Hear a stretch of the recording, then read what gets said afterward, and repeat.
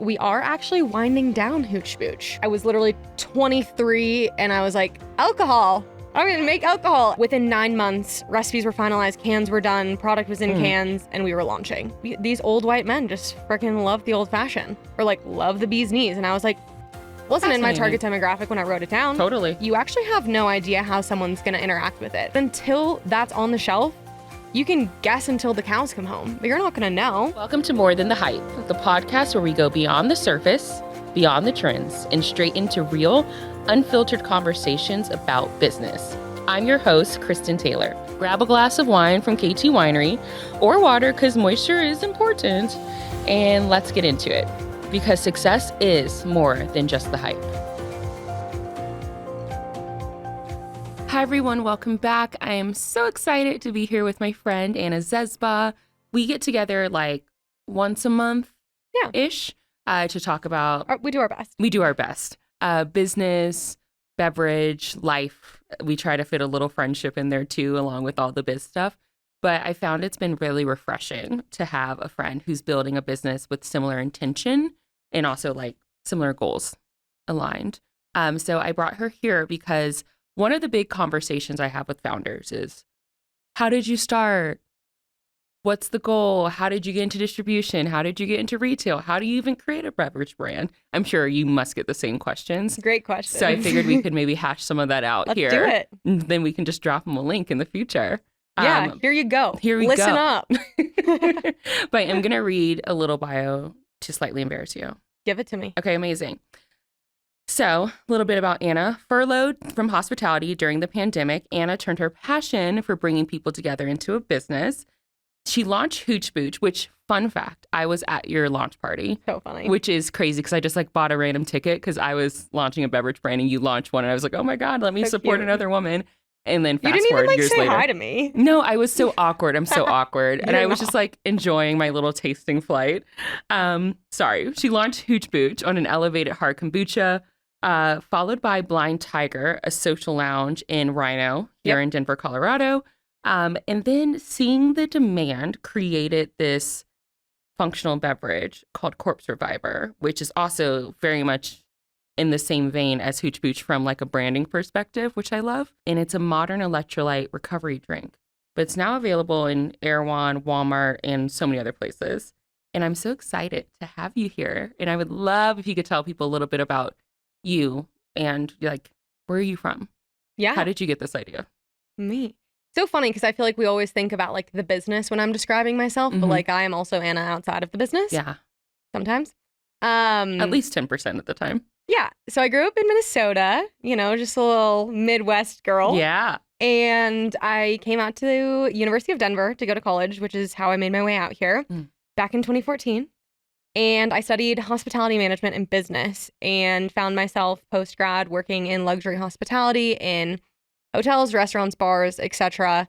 And most recently was working for what was called a DMC, Destination Management Company, where we basically are like boots on the ground help for large corporate events. And I was a creative manager, so doing like the design, like an Alice in Wonderland theme event for your corporate event kind of a thing. That. So I was kind of putting the creative ideas together, and then the COVID-19 pandemic hit, and I was furloughed from my job and was like, well, now what? What do I do? My industry has literally just crumbled before my eyes. I graduated 2 years ago. I'm like, what do I do now? And that's when the idea for Hooch Booch started. Should I get into it? Yeah, I would love to. Because like I know your dad is involved somehow. Yeah, the full story. So was furloughed from my job. We had this crazy time in Denver where the mayor of Denver shut down all of our liquor stores called the Denver Prohibition. People went nuts. Wild. People in Denver like know about it and like felt it, but I feel like when I explain the story to other people, they're like, yeah, cool. I'm like, no. It was liquor stores shut down, and people were like, we're not sure when they're going to reopen. We are buying pallets of $2 chuck from Trader Joe's. Like this was the sentiment. Then he comes back on the news later that night and was like, just kidding, terrible idea. But I was like, holy shnikes, people want drinks. And at the same time, my sister was living in San Diego. And hard kombucha was like really coming up on the scene. She was like going to June Shine's tap room on the weekend. She was like, Anna, hard kombucha is all the rage. And I liked kombucha. Like I drank it pretty regularly. And she was like, if these come to Denver, you've got to try them. And so I started to kind of see them come up like right in 2020. But I was like, we are such a craft beer city. How come no one is making this? Find out, pretty hard to make. But I was very determined to make it happen, and I was furloughed from my job, and so I was like, well, just gonna give it a go. But my whole concept was different. Like all of the other brands were doing classic kombucha flavors, just hard. Ginger, lemon, hibiscus berry, blah, blah, blah, whatever. I was like, no, we're gonna do like canned cocktails, but make them hard kombucha. So old fashioned, bee's knees, Clover Club, and that was the inspiration. And because everyone was at home due to the pandemic, I wanted to make it feel experiential, kind of like what I was doing with my job. So on each of the back of the cans, it says, dare to go harder, add a splash of the spirit to create like a timeless libation. So like with our old fashioned, you would do the old fashioned with a splash of bourbon. It was like an easy 1-2-step cocktail to make it home. So it really was born from like a need state of like what was happening during that time. And it's, of course, as you mentioned, since evolved into so much more than that. That was really like the original idea for the inspiration. And then figuring it all out was a whole nother can of worms, because I had this idea, differs from beer, differs from spirits, and they're all handled And then where differently. does hard kombucha even fall into that? Beer, technically. Hadn't figured that out either, though. No, they hadn't. And so I was kind of like navigating these uncharted waters. I asked a lot of questions. I took a lot of people out to coffee, like virtual coffee, I guess, and was like, hey, can I pick your brain for 30 minutes? And that's sort of how I puzzled together this business of like, here was the next step. Then I was buying like cans of beer at Whole Foods and being like, what's needed on the label for this? And kind of like copying what was needed on the label until we hired a beverage attorney and he was like, no, this is what needs to be on the label. So it was a lot of like trial and error, asking a lot of questions. And then 9 months later, you arrived at our launch party and it was very fast. It's like, I was very determined because I was on unemployment. So I was like, You had a if I can clock. I was like, this is going to be running out. I have no additional income. If I can hustle and get this done fast, then we can start to generate revenue. So within 9 months, recipes were finalized, cans were done, product was in cans, and we were launching. And I was like, you know what? We need to iterate later, and obviously we can. But in my opinion, until you get a product out into the market, you actually have no idea how someone's going to interact with it. They might see mom juice and be like, I don't know if that resonates with me. Or they might see it and be like, oh my God, I'm buying a full pallet of this. Right. But until that's on the shelf, you can guess until the cows come home, but you're not going to know. And I love that you said that. This is a conversation I was having with a couple of other like founders who are just starting. And they said, how do you know that your target market is your target market? I was like, you don't. You don't. Until you put it out into the world and see who picks it up. And if the people who pick it up actually like it and come back. Because that's just one thing, right? It's like getting it on the shelf is the first thing, but the repeat velocity, turning it off the shelf is even bigger. Right. And yeah, that's the hard part about it. You don't know the target market until you know. Like, and even sometimes tastings would surprise me. I'd be at like a liquor store and I'd be doing a tasting and like these old white men just freaking love the old fashioned or like love the bee's knees. And I was like, wasn't in my target demographic when I wrote it down. Totally. But there's like ancillary markets too of people that come in and other people that might try it or their wife brought it home and they actually really like it. Yeah. And that's the beauty, I think, of building a brand. You have to be open, but I think it goes back to the ignorance is bliss piece because if you had felt so like stuck in your ways about how this was going to go, you wouldn't be where you are. No, or had I worked in alcohol, and I almost did after graduation, I almost went to work for Breakthrough. I had a job offer to work in their Yellow Wine program. Fascinating. And I ended up pivoting to events. But I'm like, I think had I known maybe how difficult alcohol was to expand, I don't know that I would have done it. But because I was like, sky's the limit. You know, you just kind of keep going then. You just keep going. Yeah. Well, also, when the clock is up, you have to figure something out. Yeah. And people are starting to resonate, right? You had your launch party. I remember it was packed. And people were like, it was like really interesting because I don't remember what building it was in, but it was in this random building. We did like a peer space type concept. So we rented out this space and we did like flights of our product and then we did flights of Boulder Spirits. So you could like try out the pairing. And because of the COVID restrictions, we had done everything in like 3 waves, like 3 groups of people. And it was this like whole fun concept of like a prohibition raid that was coming in. And we would like yell at everyone and we're like, there's a raid coming. And you'd have to like literally like run out and down the back staircase. And then we'd bring the next group in. In hindsight, it was a crazy idea. But like it actually worked. Fun. It worked for the brand and it worked for the time that we were living in. It was very interesting. It was very timely. I was in wave 2, so I kind of feel like I got the most fun part because Yeah. I saw the first one running out the It was back. so funny. And I was going up, it's like, why are you running? Like, what am I It was heading so into? funny. And then I got, chased out. But it was interesting because you could see people like murmuring as they were trying Yeah. oh, I didn't know what this was going to taste like. Oh, I've never had a hard kombucha. Oh. And it was so fun. and it was such a diverse group of people at my table specifically.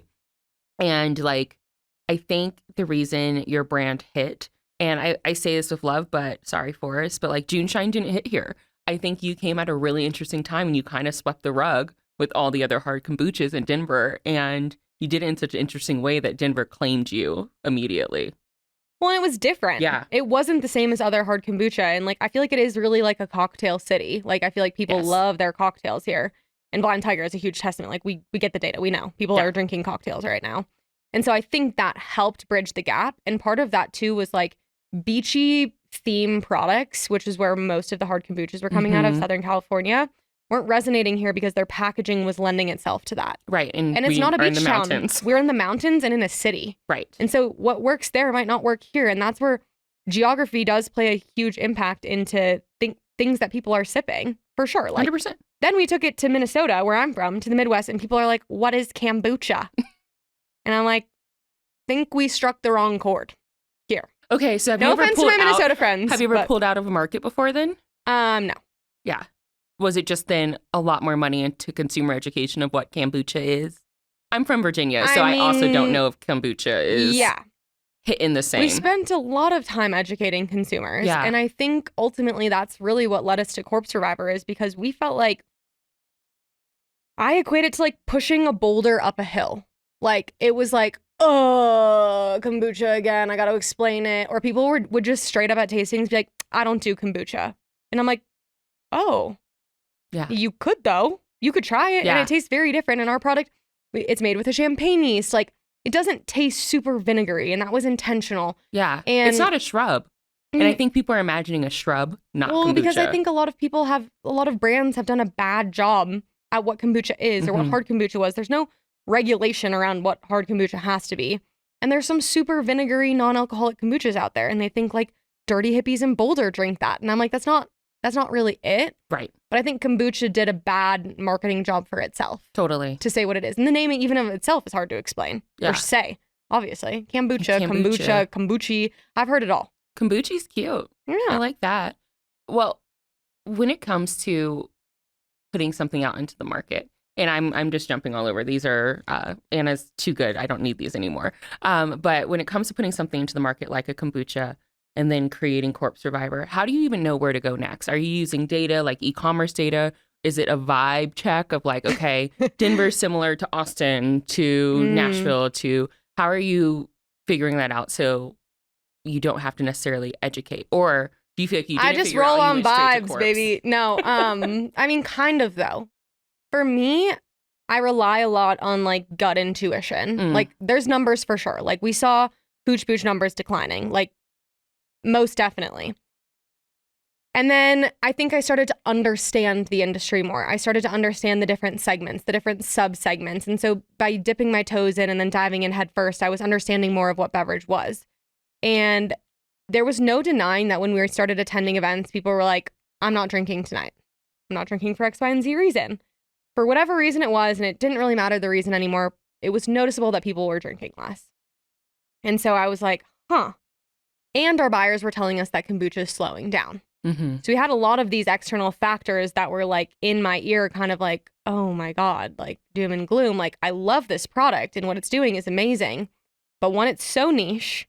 And two, there's market factors that are driving it down. And so we got on a team brainstorm and we started talking about additional Prohibition classic cocktails. And someone on our team was like, what about the classic Corpse Survivor cocktail? Thinking we were going to make like a Hooch Booch flavored Corpse Survivor. And I was like, that seems like a lot, like absinthe, kombucha, like it seems like a lot of flavors. And then I started stewing on the name and I was like, Corpse Survivor. I was like, we could make like a mocktail that's a Corpse Survivor, or we could make like your morning after elixir and then I started attending a ton of conferences and I started asking a lot of people and I started looking at consumer behavior and where people were drinking their functional drinks. Like, and how Olipop and Poppy were using them in usage occasions online. And what I noticed is that a lot of these brands were actually showing the usage occasion of taking that morning, that daily beverage and making a mocktail in the evening. Or literally simply pouring an Olipop into a glass of wine. With a little, and a lime wedge, and you're like, that's my evening drink. And I was like, oh, people are taking their functional beverages into the evening because they don't want a sugary mocktail. Yep. They don't want to drink wine. They definitely don't want to drink hard kombucha, and definitely not beer. Yeah. And I was like, okay, I think this is the market we go into.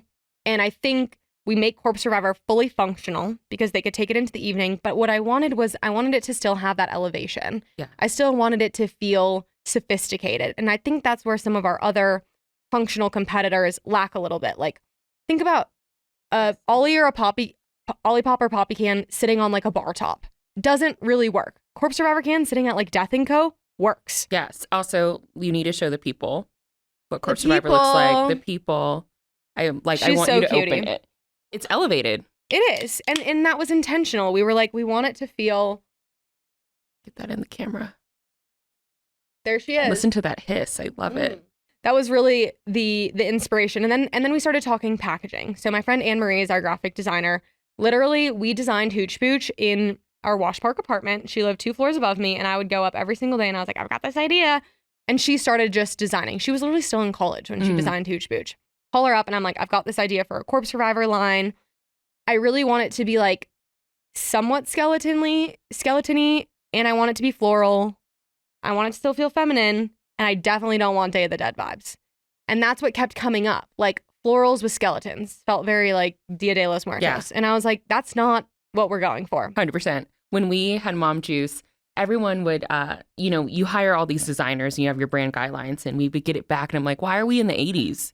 Yeah. Why is this looking so funkalicious, And it's one of those things where you're like, okay, so we have to be so specific. But I feel like what you've done here is create this really unique, but very memorable. Like, I know it's a corpse from miles away. Well, not miles. My vision's not that good. Okay, I know it's a noticeable. Corpse from looking at Erewhon. Yeah. When I saw the fridge, I was like, oh, it's right there. That's so easy. It's right there. Because it's different. It's very different. And intentionally. So we hired so Anne Marie was like, I want it to be like kind of fairy tale looking. And she was like, but I can't do that. Like, we need to hire an illustrator. We need someone who can draw this up. She was like, I've got this guy, Gaspar. He lives in Portugal. I think we should bring him in. I was like, what is this going to cost me? Yeah. And she was like, it will, I promise you, be worth it. And 100% it's been worth it. Like, people pick up the product just because of the packaging. Then they try the liquid, and that's what keeps them coming back. But first and foremost, you have to have packaging, good packaging, good branding. And what I've also learned throughout my time with Hooch Booch into Corpse Reviver is that you have to make it like stupid simple. Like, it can't be like, first I wanted Corpse Reviver to be called a boneless cocktail, a cocktail without bones. No one understands what that means. Even same with like a hard kombucha. Like, we had like Clover Club, raspberry lemon really small. It's like, no. Raspberry lemon is the flavor. You can call it a Clover Club, but no one knows what a Clover Club is. So I've learned throughout the evolution of the brand that you have to make it so that someone that knows nothing about your product can still understand what's inside.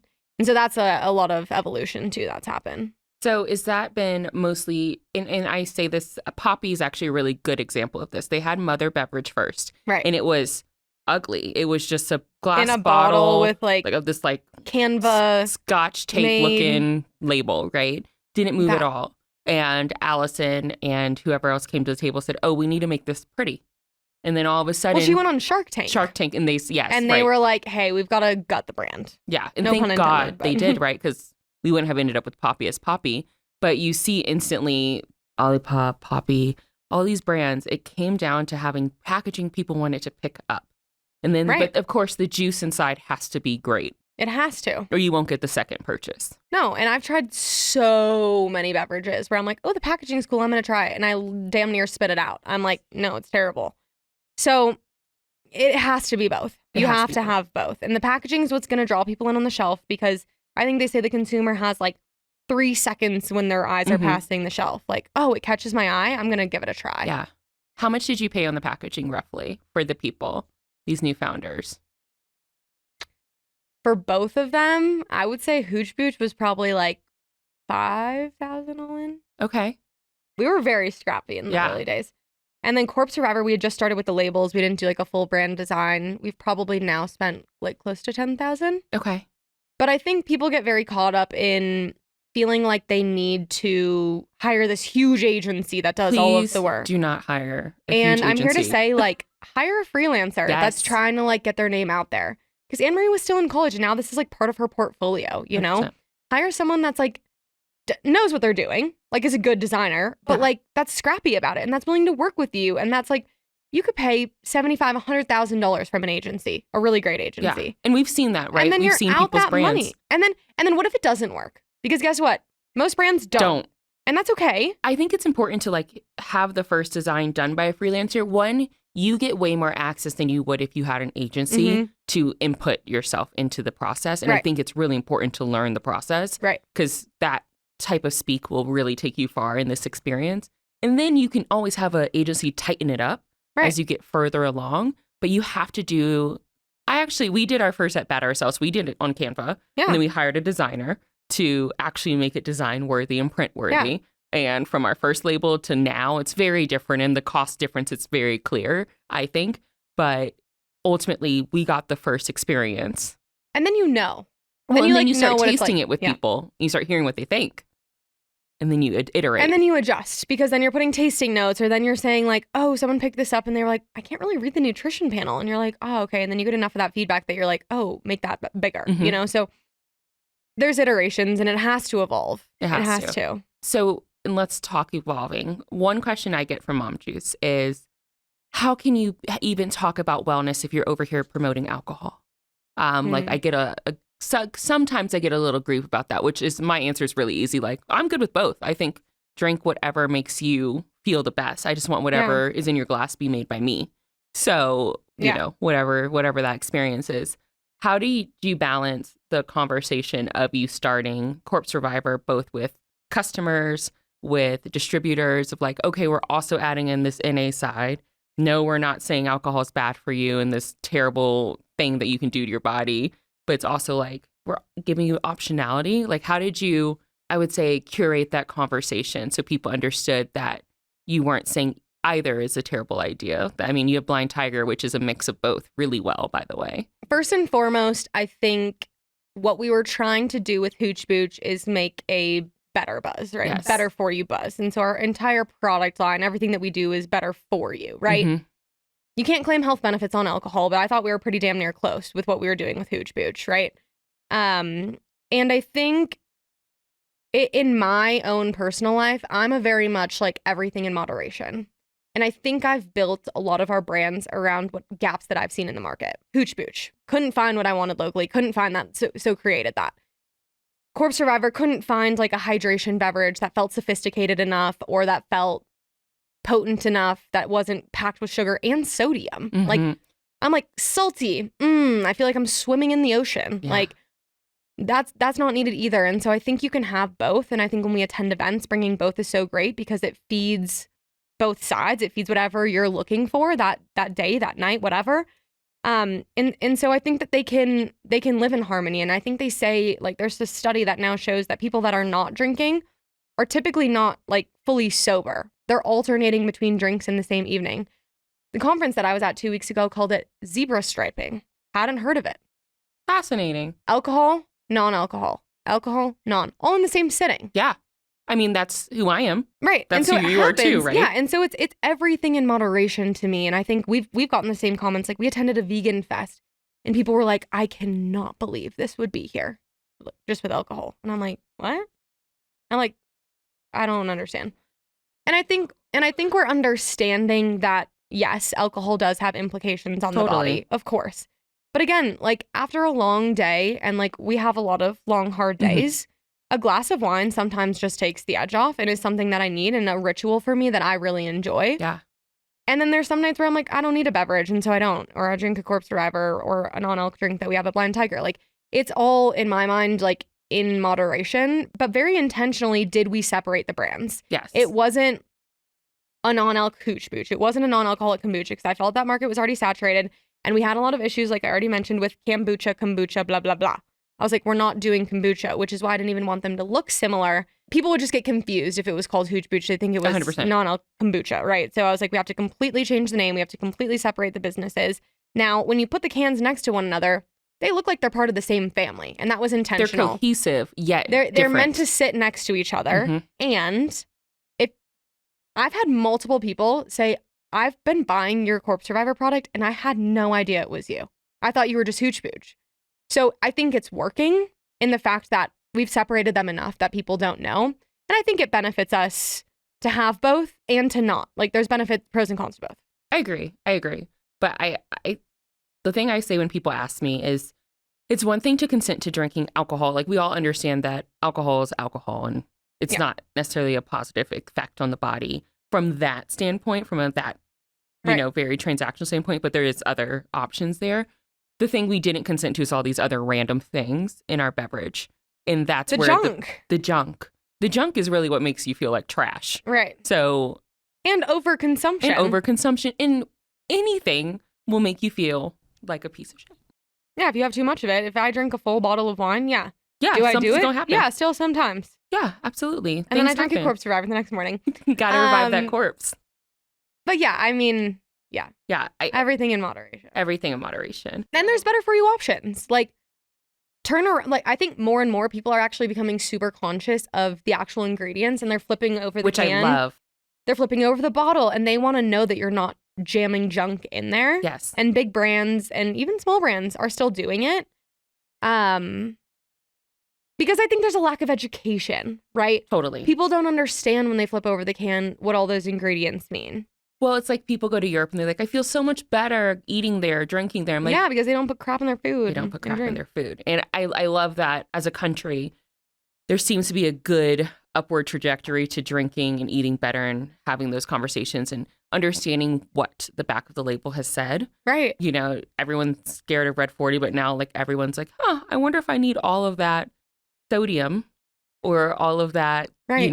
What is that and why am I having this in my... I think people are asking the right questions Agreed. now, which is great. Agreed. So I know we're coming up on time. I have, I think the one burning question that I know that the audience wants to know is, how did you get into retail? How did you get into Walmart? What was the process? You'll have to come back and we'll have to have a deeper dive. But let's we can do a part let's do a little nugget for now. We'll sprinkle. Yeah. There's multiple ways to get into retail. And I think the typical path to go is specialty natural to start. So like your Whole Foods, your smaller local stores, that sell specialty products, because that's where early adopters are going to shop and they're willing to pick up something new, right? Conventional and Walmart is a little bit more down the path. Like you have to be a little bit tried and true, and that's not necessary. You don't always have to go that way, but in my mind, that feels like a pretty good progression. Yeah. Of smaller niche, then you kind of step up to the middle, then you kind of get into conventional.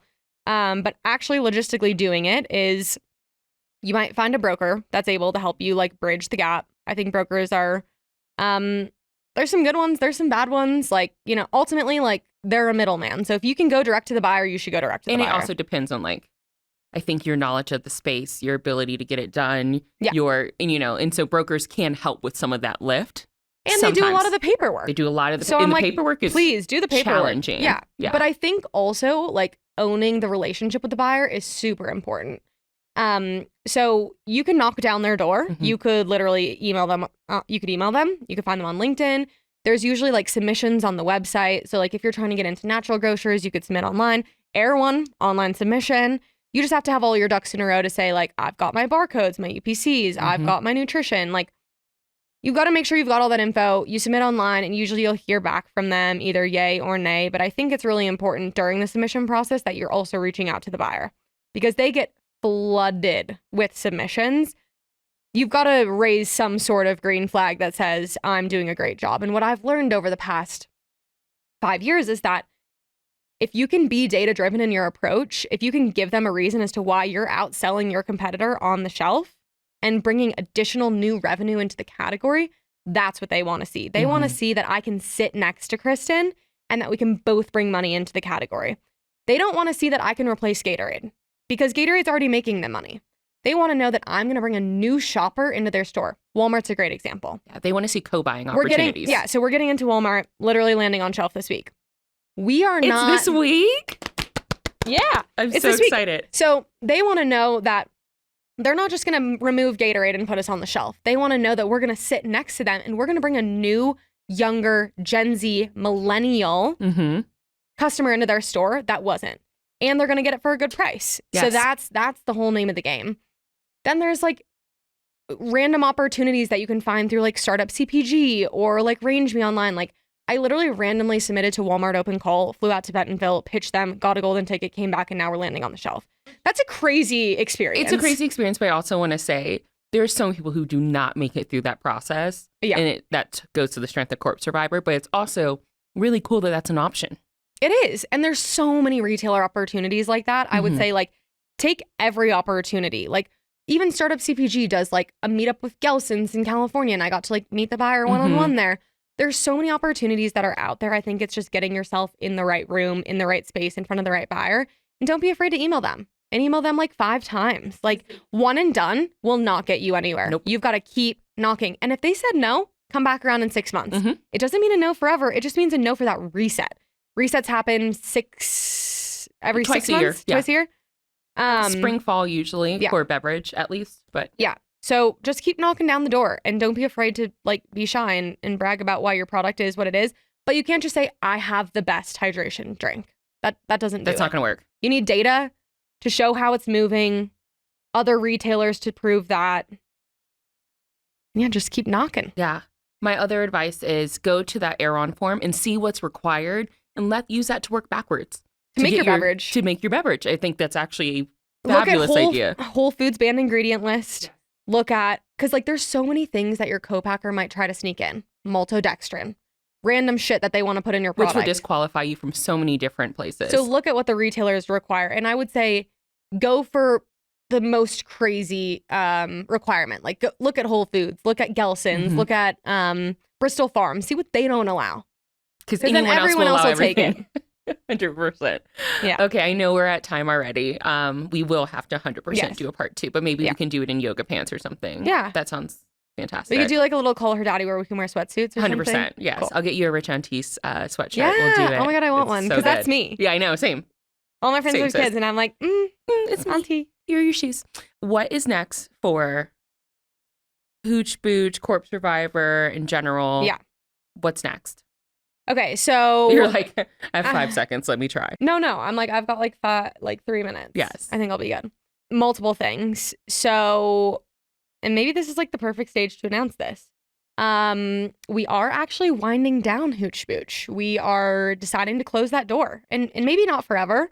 We're deciding to sunset it for now because of everything that I just talked about. There's a lot of issues expanding. Yeah. Like just bottom line. And so we've got 2 other product lines, 2 other brands that are excelling. And so when I have to think about where to put my attention, it makes the most sense to put on what's growing and what's working. 100%.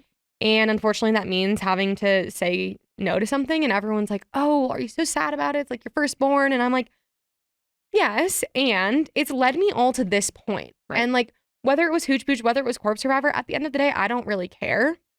The consumer's going to decide that for you anyways. And at least I'm still in the business of entrepreneurship and building something. And so it's okay to say, goodbye to that. And I share that on here because not all businesses are successes. And I think it's really important to share the failures. And it wasn't a failure. It was a ton of learning opportunity, but we are closing the door for now. Blind Tiger, you can just find her in Rhino. She's still vibing. Nothing She's really such new. a vibe. Mom Juice is on tap there. Yeah. So go get your Mom Juice, get your Corp Survivor. Yes. The cocktails are amazing. Go check it out. And Corp Survivor, retail. We've got Sprouts coming online. We've got hopefully Whole Foods coming online soon. Just a ton of new retail. Walmart this week. We've got natural grocers. In multiple states. Yeah. We got a lot going on. Retail's the name of the game. Oh, and we're coming out with a new flavor. When? And it's going to be I'll give the hint, blue flavor. In like 3 weeks, yo. Blue. Okay. Blue. Think like where can blue we Gatorade, get it? Blue Powerade. Is there like a pre-sale or like, well, it will be out by the time this comes out. It will be out. Okay, so it'll be on our website, drinkcorpsurvivor.com. And then I guess I can say what the name of it is because it'll be live. Berry hibiscus. Oh, It's going to be so good. I'm It has very butterfly into pea this. flower, so it like looks bluish, purplish. It's gorgeous. Yeah, it's like blueberry, blackberry flavors, and then it'll be sold exclusively online through us and Amazon through August, and then exclusively at Sprouts for 3 months. Yes, you did. So exciting. Yes. So it's love our foot it. in the door at Sprouts, which is very exciting. And I hope all of you run and rush and buy it at Sprouts, because if we prove good velocity there, we can stay on the shelf later. So Yes. go buy us at Sprouts, buy us online, do all the things. Where can they stay up to date with you? Is it Instagram is best? Join the newsletter? All What do you of got? it. Okay. All of it. DrinkCorpSurvivor.com and at DrinkCorpSurvivor, at Blind Tiger Lounge. And your social? Anna.Zezzers, Zezzers. On TikTok and Instagram. Yeah. Everyone thinks my last name is Zezzers because it's my Instagram name. I think it's kind of cute. But it's just like what people called me growing up. So I'm Zezzers. like, whatever. It's Anna Zezzers. Anna Zesbaugh. I love it. Well, Anna Zesbaugh. I'm kidding. Anna Zesbaugh. Thank you so much. This was so much fun. So fun. Yes, You're the I best. love Thanks for hanging out with having me. you. Me too. More of this, please. Yes. Okay, Cheers. thanks. Oh, yeah. A little Corpse Survivor cheers. No, you can't. I was also, by the way, getting a leg cramp. So that's why I poured it so fast and drank it. It was fantastic. Well, cheers. Approved. That's a wrap for today's episode of More Than the Hype. If you love this conversation, make sure to subscribe and leave a review. It helps way more than you know. Until next time, stay bold, stay real, and keep chasing the hype.